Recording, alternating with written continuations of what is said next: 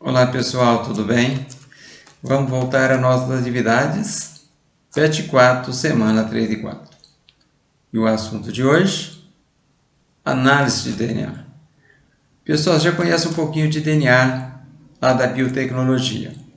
Inclusive a enzima de restrição usada para cortar o DNA em pontos específicos, de acordo com o interesse de cada um, ok? Então vamos em frente. O DNA é um dos ácidos nucleicos. Sua estrutura foi elucidada em 1953, quando ficou comprovado que o DNA contém toda a informação necessária para construir organismos. Há partes do DNA que são muito variáveis, de modo que cada indivíduo tem pedaços únicos, presentes apenas nele, exceto pelos gêmeos univitelinos, que compartilham mesmo estas partes muito variáveis. Porque gêmeos univitelinos são provenientes de uma mesma célula ovo-zigoto. Portanto, eles são geneticamente iguais. Semana 3, primeira questão. 5 casais alegavam ser os pais de um bebê. A confirmação da paternidade foi obtida pelo exame de DNA. O resultado do teste está esquematizado na figura, em que cada casal apresenta um padrão com 2 bandas de DNA, faixas, uma para suposto pai e a outra para a suposta mãe, comparadas à do bebê.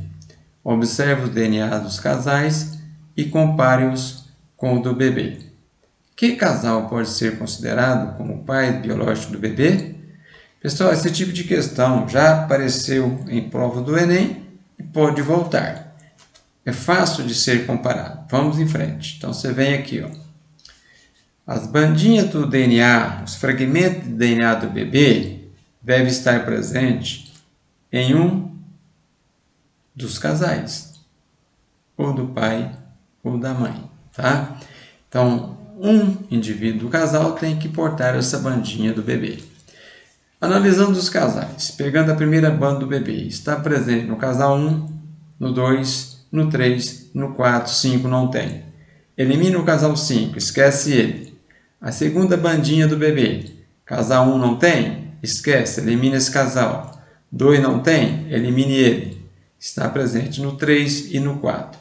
Então, nós temos aqui apenas os casais 3 e 4 para serem analisados.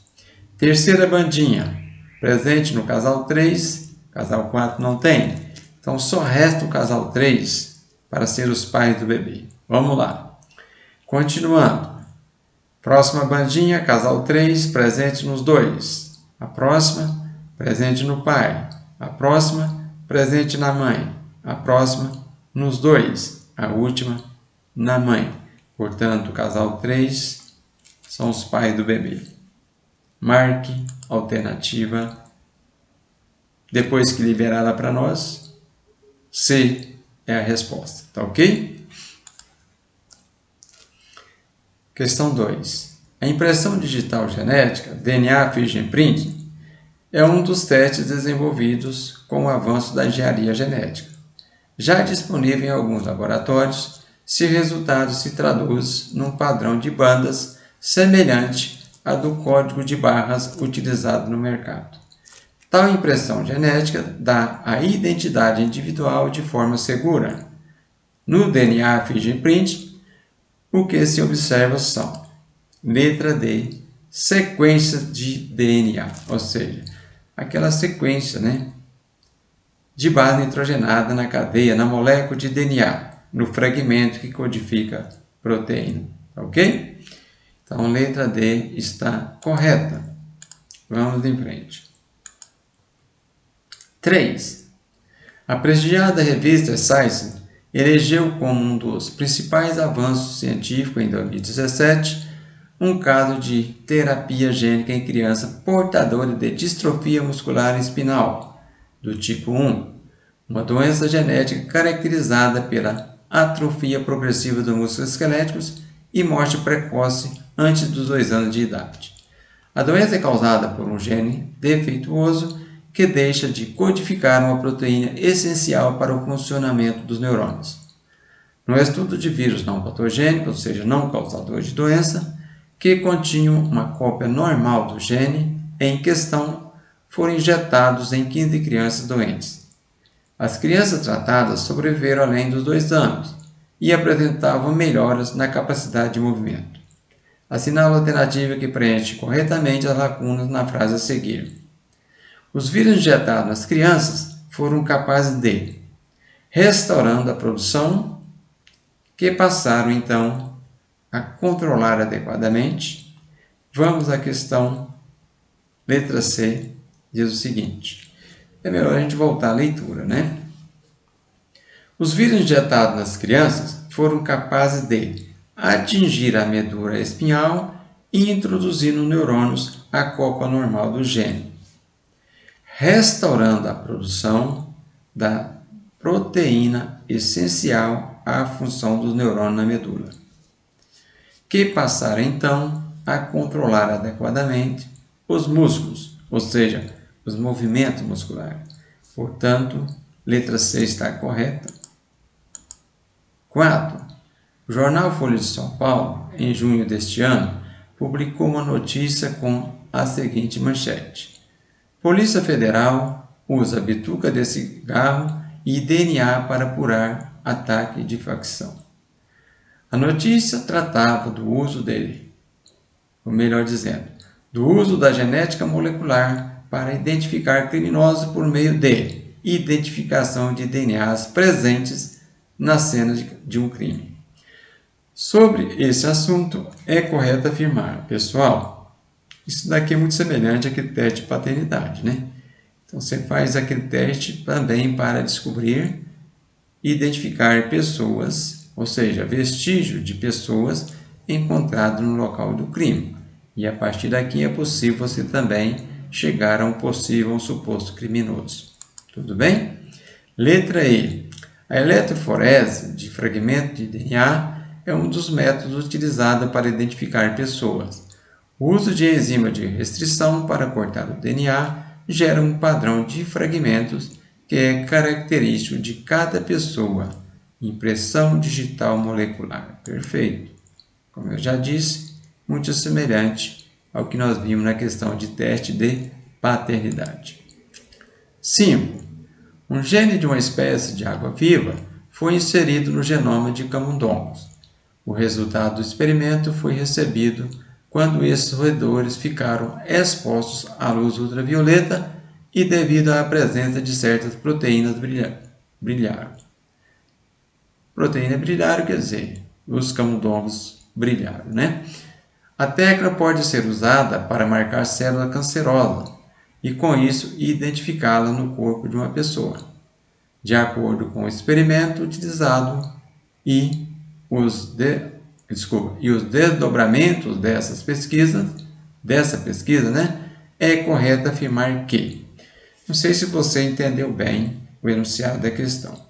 Foi dito o seguinte: pegou-se gene de uma certa espécie de água-viva e inoculou em camundongos. O gene que codificava proteínas que brilhavam. Logo, nos camundongos, ou seja, nos camundongos, essa proteína também foi produzida. Ela foi codificada a partir desses genes, logo, os camundongos também passaram a apresentar o mesmo brilho. Ok? Nós estamos falando aqui de um organismo transgênico, né, gente? É um caso de transgenia. Portanto, esses camundongos receberam o quê? Gene de outra espécie. Vamos em frente. Letra B. Ocorreu a produção de proteínas que fica fluorescente na célula do camundongo, revelando que houve expressão genes da água-viva. Perfeito. Houve a codificação das proteínas que ocorria nas águas-vivas. Perfeito? Vamos em frente. Bom, fechamos semana 3, né? Um pouquinho puxada, né? Não sei se é o calor, mas tudo bem, vamos em frente. Semana 4, o que se diz? Projeto Genoma. Então, o que vem a ser o Projeto Genoma Humano? Foi uma pesquisa científica que contou com a participação de cientistas de 18 países. O genoma é o conjunto de genes de uma espécie. O gene é formado por sequências de centenas ou milhares de pares de bases nitrogenadas. Assim, o principal objetivo do projeto é realizar o sequenciamento das bases nitrogenadas do DNA humano. Pessoal, você pode ter certeza que aqui foram codificados alguns milhares ou milhões de genes nós chamamos de genoma humano. Terminou? Está fechado? Não. Já conhece os genes. O que falta? Para que serve? Qual a função desses genes? Então, isso vai ser muito importante, inclusive, para o uso na medicina. Vamos em frente. Questão: quase todo o genoma humano tem alguma função, diz a pesquisa. Parece que a ciência finalmente está começando a abrir a caixa preta do genoma.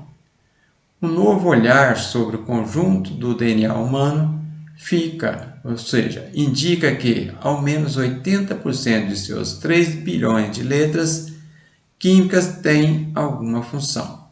Isso é surpreendente, porque desde que o genoma humano foi soletrado pela primeira vez, há 12 anos, a impressão que ficou é que 95% dele era DNA lixo. O que quer dizer isso? Que em torno de 5% do DNA tinha uma função, tinha gene para codificar proteína. Em torno de 95% desse DNA não tinha função. É o que se chamou de DNA lixo. Na verdade, pessoal, o que eu posso dizer a vocês é que o homem talvez não conheça ainda 100% das funções do DNA. Então, por isso que, de uma forma até precipitada, está chamando de 95% DNA lixo. Eu acho muito cedo para esta afirmação, ok? Vamos em frente. Sobre o DNA humano, assinala a afirmativa incorreta, ou seja, marque a que estiver errada. Letra A. A partir do sequenciamento genético total do DNA humano, é possível avaliar o prognóstico de várias enfermidades distintas, incluindo diferentes tipos de câncer, problemas cardíacos, diabetes e Alzheimer. Pessoal, essa questão não ficou bem. Primeiro, sabe-se que a maioria dos cânceres não tem origem genética. Não podemos falar isso daqui, tá? Identificando aqui, inclusive, os diferentes tipos de câncer, né? Patologias cardíacas, também, sua maioria não tem origem genética. Algumas sim, outras não, pode ser, né? Diabetes mellitus tipo 1, sim, outros não. Alzheimer também. Então, essa questão ficou assim fora do contexto, portanto, ela está incorreta. Marque ela. Questão 2. O gráfico apresenta o percentual aproximado de DNA não codificadores de proteína em diferentes grupos de organismos. Pela análise do gráfico e de acordo com seus conhecimentos sobre o assunto, é correto afirmar que, exceto, marca que estiver errada. Letra A. Os organismos evolutivamente mais complexos transcrevem e traduzem menos proteína do que os menos complexos. Bom, aqui nós podemos analisar no gráfico: bactéria, monera, protozoário, protista, fungo, invertebrados e vertebrados. Então, percebe que nos mais evoluídos, digamos, nos vertebrados, a parte do DNA que não conhece a sua função, que não codifica a proteína, o percentual é bem maior do que nos organismos menos complexos. Mas não é por isso que nós vamos dizer que esse organismo codifica menos proteína que os menos complexos. Não é por aí, pessoal. Até porque sabemos que o nosso organismo é capaz de sintetizar algumas centenas de milhares de proteínas diferentes. Então, você sabe sim, né, que nos menos complexos, a parte que codifica a proteína é maior do que nos mais complexos. Mas isso não quer dizer que aqui vai produzir maior variedade de proteína. Não é por aí. Tudo bem? Então, marca a alternativa A que está incoerente. 3. Todos os organismos vivos possuem moléculas de DNA. Assim, se dois organismos são parentes próximos, seus DNAs serão muito semelhantes. Por outro lado, quanto mais distante for a relação entre eles, mais diferenças moleculares terão. Comparando-se o DNA de chimpanzés com o de gorila, e com o de humanos, viu-se 91% de semelhança com o primeiro, ou seja, com o gorila, e 96% com o último, os humanos. Esse fato sugeriu que ou seja, o que está dizendo essa questão? Quanto maior o grau de semelhança na estrutura genética entre dois indivíduos, maior é o grau de parentesco entre eles. Portanto, percebe-se aqui que a semelhança entre humanos e chimpanzé é maior do que gorila e chimpanzé.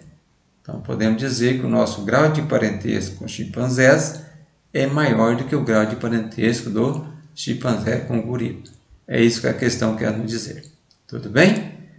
Alternativa C. Humanos e chimpanzés são mais aparentados entre si. Correto, letra C. Ok? Questão 4. O mapeamento de toda a sequência de nucleotídeos existente nos 23 pares de cromossomos humanos. Letra D. É o que foi conseguido pelos pesquisadores há alguns anos, sendo apenas um passo no conhecimento de nosso genoma. Pessoal, perfeito porque, como já foi dito, foi sequenciado sim os nossos genes, mas ainda falta que conhecer as suas funções, para que serve. Então, a letra D está correto, marque ela. 5. Ultimamente, tem sido anunciados uma série de projetos de genoma, com o objetivo de sequenciar o genoma de espécies de importância econômica, como o eucalipto e o café. Sequenciar o genoma de um organismo significa descobrir o quê? Vejamos, letra B, a sequência de base do seu DNA. Pessoal, tem uma moto ali fazendo barulho na rua. Um ronco de motor. Mas isso não vai atrapalhar o nosso trabalho, tá? Vamos em frente. Então, você marca aí letra B, alternativa correta, nada mais do que o sequenciamento de base nitrogenada do DNA. Tudo bem? Letra A está correta. Vejamos. Se você está procurando por aquela pessoa que vai mudar a sua vida, dê uma olhada no espelho. Então, deixo essa mensagem para você, faça a sua análise, faça a sua interpretação. Tudo bem? Desculpa aí o transtorno, obrigado pela paciência, fique bem, um abraço e até uma próxima.